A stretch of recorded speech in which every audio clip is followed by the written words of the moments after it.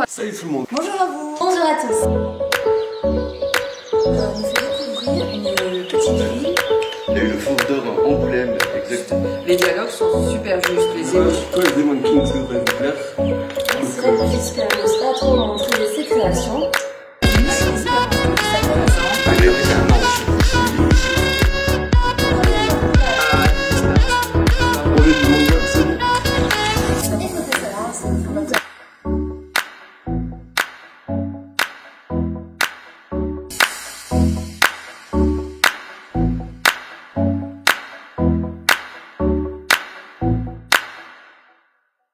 En 2001, Dominique Ferris est une illustratrice, une créatrice de jouets qui crée des jouets un peu pourris pour les Happy Meal, qui fait de l'illustration surtout pour des publicitaires. Donc si on demande de dessiner des chiottes, elle va dessiner des chiottes.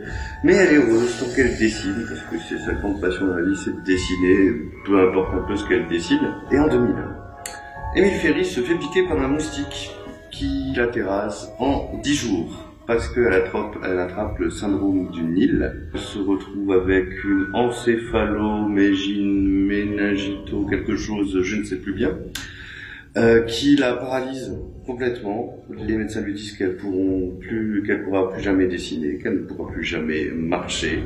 En 2006, elle commence à dessiner ceci pour faire sa rééducation.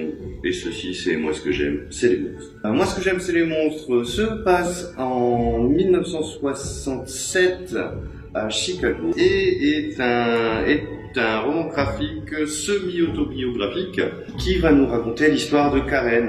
Karen, elle, ce qu'elle aime, c'est les monstres. L'histoire débute, on va la suivre, elle, ainsi que son quotidien qui va dépendre un peu les tensions raciales, sociales, économiques qui existent à Chicago à la fin des années 60.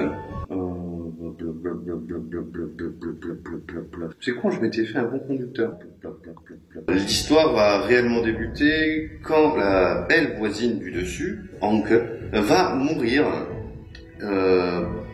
selon la version officielle d'un suicide, puisque toutes les portes de son appartement étaient fermées. On l'a retrouvée bordée dans son lit avec une balle en plein cœur.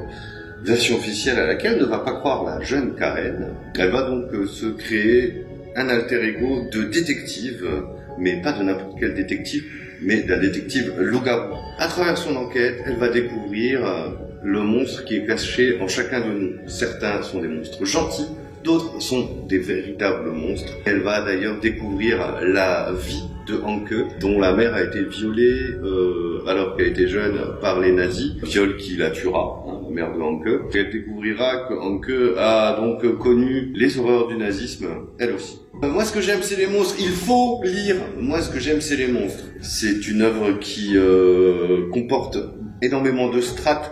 C'est-à-dire qu'elle va parler de la réalité sociale, mais elle va parler du fait de s'échapper à travers les mondes imaginaires, du rapport à l'art, ça va parler de peinture, de tout ce qui représente en fait la culture graphique de son auteur. Émile Ferris, on va parler de Van Gogh, on va parler de Goya et des grands peintres. D'ailleurs, on ira avec les personnages plonger à l'intérieur de tableaux dans des visites de musées mémorables comme on ne nous a jamais montré, ni au cinéma, ni dans une bande dessinée. C'est vraiment la force de ce livre, c'est son graphisme. Le livre a raflé un nombre de prix absolument incroyable. Il y a eu le prix Hugo de la meilleure œuvre fantastique. Il a eu le Fauve d'Or à Angoulême. Il a reçu 3 Eisner